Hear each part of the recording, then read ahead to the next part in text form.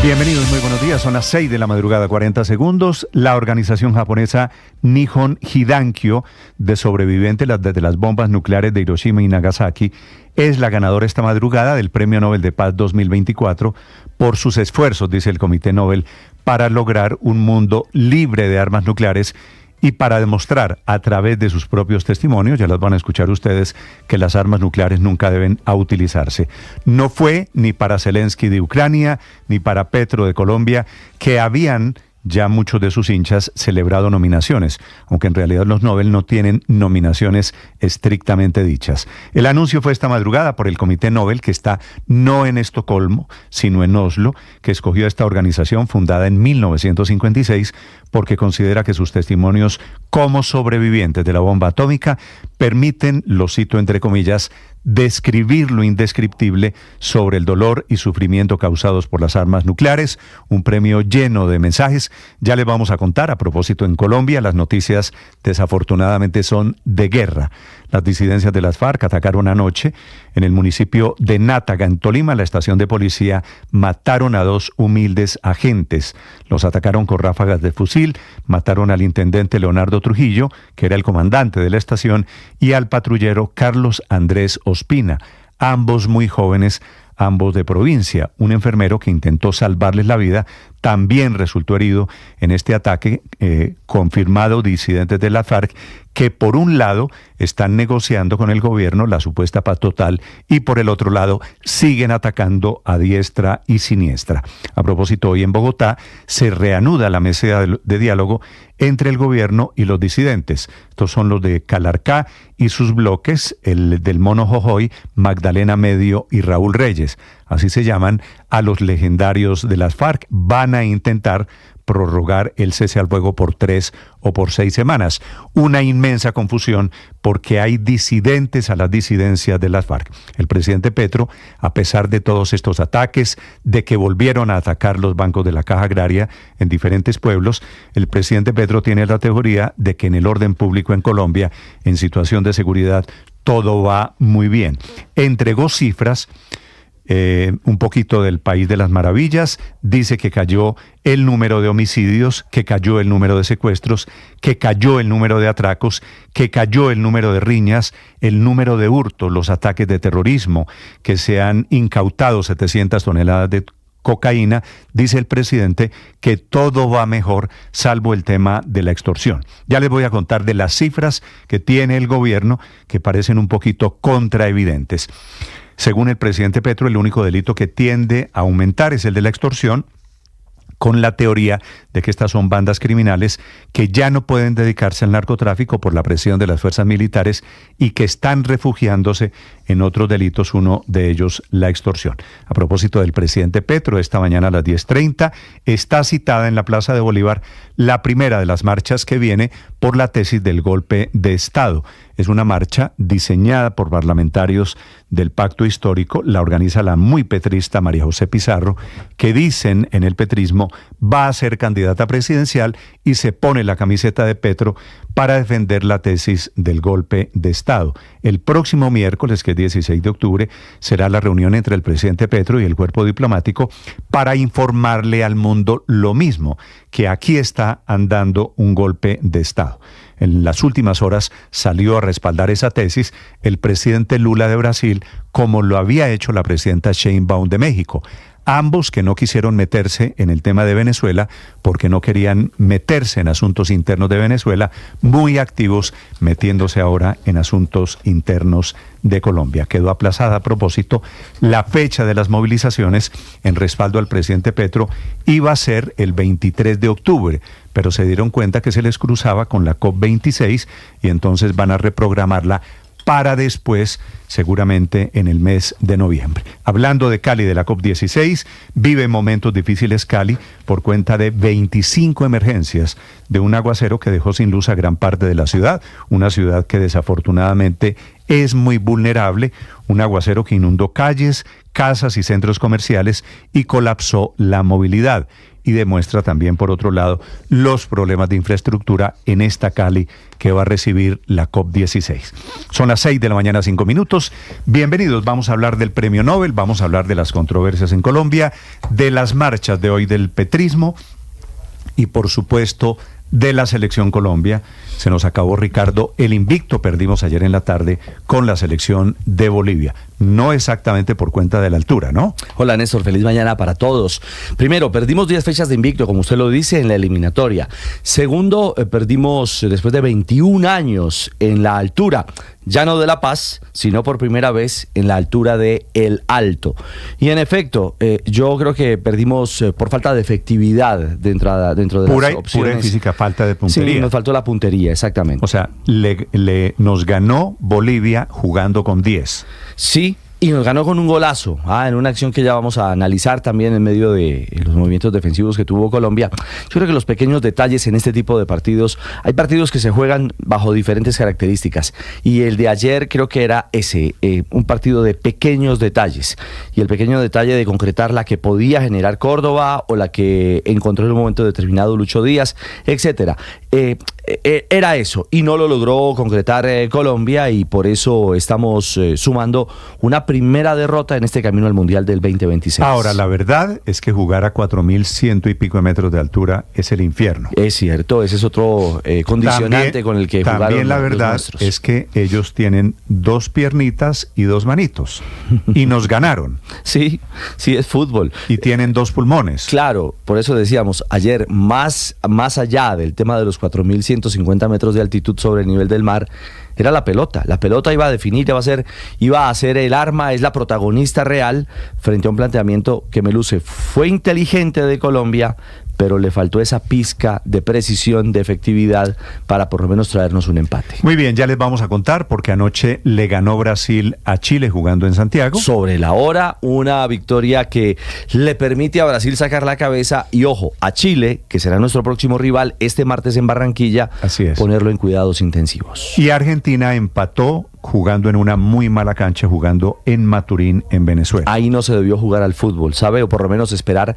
a que hoy estuviese en mejor condición. Al final se jugó en una piscina, en medio de muchas dificultades.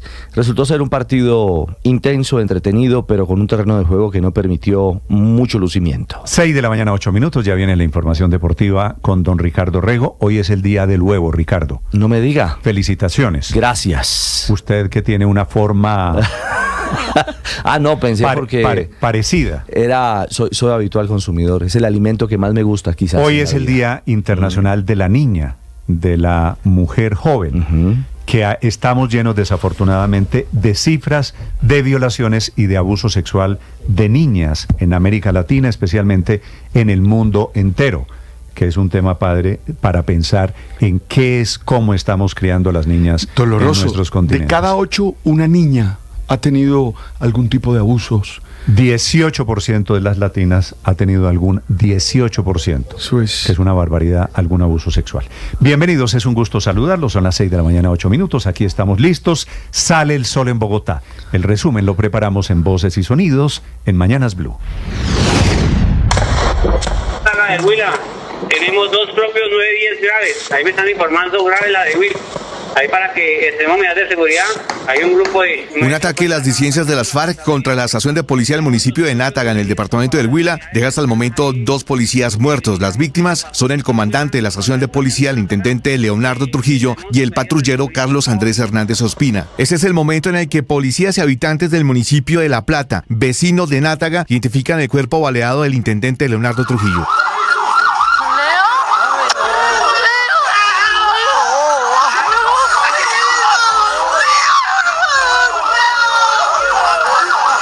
Coronel Carlos Telles, comandante de la policía del Huila. Una tercera persona que se encontraba auxiliando a los uniformados también resultó herido y en el momento se encuentra con pronóstico reservado. El diputado conservador Omar Díaz responsabiliza al presidente Petro por la delicada situación de orden público en el departamento del Huila. Las disidencias de la FARC siguen violando el cese al fuego en el departamento del Huila y el presidente Gustavo Petro no hace nada. Hoy usted, señor presidente, es el culpable y carga sobre sus hombros cada asesinato, cada secuestro y cada extorsión que pasa en el departamento departamento del Huila. Y a pesar de la delicada situación de orden público que se vive en varias regiones del país, el presidente Gustavo Petro entregó en las últimas horas un balance positivo de su política de seguridad. Nos aumenta la extorsión como delito. La extorsión aumenta en ciertas zonas de Colombia porque al dañarles el negocio de la cocaína se van a extorsionar a los vecinos. Y aquí hemos tenido fallas porque no lo hemos podido contener. Hoy comienza en Bogotá el 6º ciclo de diálogos entre el gobierno y las disidencias de las FARC que siguen en proceso de paz. Durante esta ronda de diálogos se hará una evaluación del cese al fuego bilateral que termina este 15 de octubre.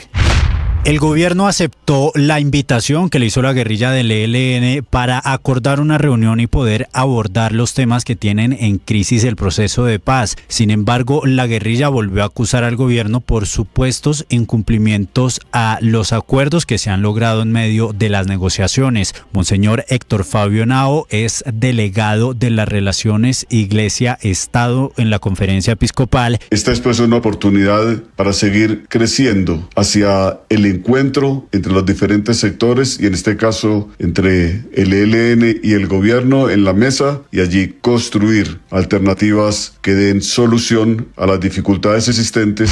Y a propósito, el ministro de Defensa Iván Velázquez aseguró que siguen esperando que el presidente Gustavo Petro decida si van a comprar o no la nueva flota de aviones de combate para reemplazar a los viejos Kafir que hoy no se pueden utilizar de manera completa en Colombia. Estamos esperando, como ha sido ya conocido, la decisión del presidente. Se ha avanzado, la Fuerza Aérea siguió con su proceso de evaluación, presenta las preconclusiones del estudio y esperamos que pronto el presidente tome la decisión. Esta es una situación muy preocupante. En el momento en que SPEC entre a mantenimiento, seguramente el gobierno, estoy casi segura, va a tener que declarar un racionamiento. Advertencia de Sandra Fonseca, directora de ASO Energía. Pues la gente ya se siente asfixiada y estamos a la puerta de un estallido social. Mantenimiento en la única planta que importa gas en Colombia cambió de fecha y ahora se realizará del 31 de octubre al 4 de noviembre. De acuerdo con SPEC, que es quien administra la terminal, la medida se toma para garantizar el suministro a las principales térmicas del país. Y aunque este proceso es de rutina, es normal, se hace en un momento que atraviesa el país, una difícil situación porque las térmicas están prendiendo a tope y necesitan ese volumen de gas necesario. Minas y Energía, Andrés Camacho. A más tardar la próxima semana esté firmado el decreto de autogeneración en Colombia, que lo que busca es suprimir cualquier tipo de permiso para la construcción de un proyecto de autogeneración. Y en ese sentido, podría construir un parque de autogeneración que le permita adecuarse a los tiempos del cambio climático. A las 10:30 de la mañana en la Plaza de Bolívar y en todas las plazas de nuestro país. Vamos a salir al unísono, todos juntos y juntas, a defender la democracia, pero sobre todo el mandato popular que le entregamos al presidente Gustavo Petro. Así se refirió la senadora del Pacto Histórico, María José Pizarro, frente a las marchas convocadas por el presidente Gustavo Petro. Esto tras la imputación del CNE, en la cual se le acusa a su campaña por pasar los topes permitidos. El miembro de la Cámara de Representantes, Alirio Uribe Muñoz. Estamos invitando a rendir un homenaje a las víctimas y a la vez a movilizarnos por la paz, por la vida, por los derechos humanos, por la democracia, contra el golpe blando. El presidente brasileño Luis Inácio Lula da Silva salió en defensa de Petro por la polémica con el CNE. En su cuenta de X habló de no renunciar al debido proceso legal. Comparó lo que ocurre con el proceso que afrontó en su momento la expresidenta brasileña Dilma Rousseff y dice que no se debe poner en juego la voluntad del pueblo colombiano. Este jueves el senador Carlos Fernando Motoa de Cambio Radical y el representante Juan Espinal del Centro Democrático ejercieron su derecho a réplica tras la alocución del presidente Gustavo Petro del pasado martes. Los congresistas rechazaron el discurso del presidente y su tesis de que hay un golpe de Estado en su contra tras la decisión del Consejo Nacional Electoral de imputar cargos a su campaña presidencial de 2022. El senador Carlos Fernando Motoa. Aquí el único golpe de Estado que se está dando es el suyo contra la institucionalidad. El representante de la Cámara, Juan Espinal. No existe ningún golpe de Estado contra el presidente Gustavo Petro. La reciente decisión del Consejo Nacional Electoral está enmarcada dentro de sus facultades constitucionales y legales. Que según el Ministerio de Trabajo, las personas que tienen las edades cumplidas, o sea, una mujer de 58 años y un hombre de 63, en este momento no estaría determinado su traslado hacia Colpensiones en la reforma pensional. Y ellos lo que tendrían que hacer es reclamar ante los fondos y en caso de ser negada tendrían que recurrir a una demanda. El superintendente financiero César Ferrari. Lo cual es discriminatorio para los mayores y no respeta la ley de protección a la vejez, que es la ley 2055 del año 2000. Y eso hace prever que va a continuar la litigiosidad y costos asociados para este sector para pasarse de un lado a otro. ¿sí? Probablemente buscando colvenciones que va a pagar siempre más de lo que pagan los fondos privados. En la tarde de este jueves se registraron fuertes lluvias en diferentes sectores de Cali, una situación que generó varias emergencias relacionadas especialmente con inundaciones. En videos publicados a través de las redes sociales, la comunidad evidenció que la mayor afectación se presentó en el sur de la ciudad. 2 centros comerciales, varias viviendas y la tradicional calle Quinta resultaron afectadas por estas fuertes precipitaciones que obligó a las personas a sacar el agua de sus casas y negocios con escobas. Por sus esfuerzos para lograr un mundo libre de armas nucleares y por demostrar con sus testimonios que éstas no deben volver a emplearse nunca más, el Comité Noruego del Nobel ha otorgado esta mañana el Premio Nobel de Paz 2024 a la organización japonesa Nihon Jindankyo, un movimiento creado con los supervivientes de las bombas atómicas de Hiroshima y Nagasaki. La labor de las autoridades es titánica. La cifra de fallecidos es de al menos 12 personas, 6 que murieron por cuenta de los tornados, 4 que estaban en sus hogares y les cayeron árboles y otras 2 personas en San Petersburgo, Florida, que también murieron durante la tormenta. Y también ha habido operaciones de rescate, las cuales destacó el gobernador Ron DeSantis. Al menos 340 personas y 49 mascotas han sido rescatadas. Los equipos de búsqueda y rescate urbanos de la Guardia Nacional y de las Fuerzas del Orden de Florida siguen trabajando durante todo el día. Tenemos muchas embarcaciones de rescate operativas. Cientos de rescatistas participarán en más de 125 misiones en 26 condados.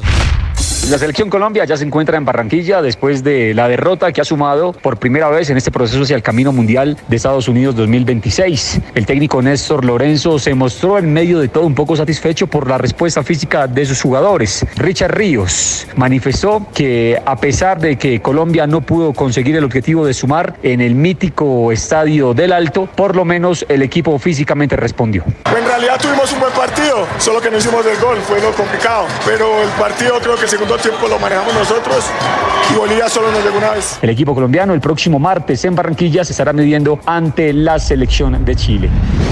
Estás escuchando Blue Radio.